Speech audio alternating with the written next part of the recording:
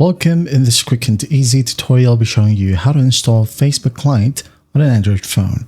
Right, if you find this video helpful, please leave a like and subscribe to the channel for more such tutorials. Now, you may want to install Facebook client as maybe you're low on storage or your phone is lagging, okay? And you wanted both apps such as Facebook and Messenger all in one app.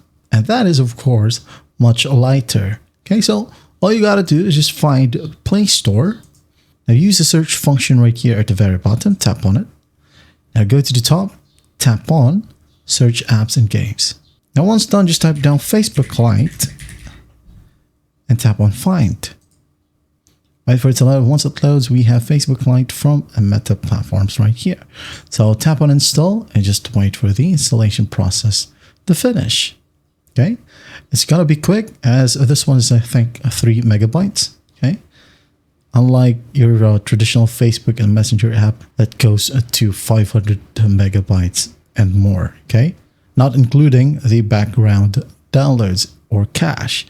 So just tap on Open and just log in with one of your Facebook account as you would on the Facebook app.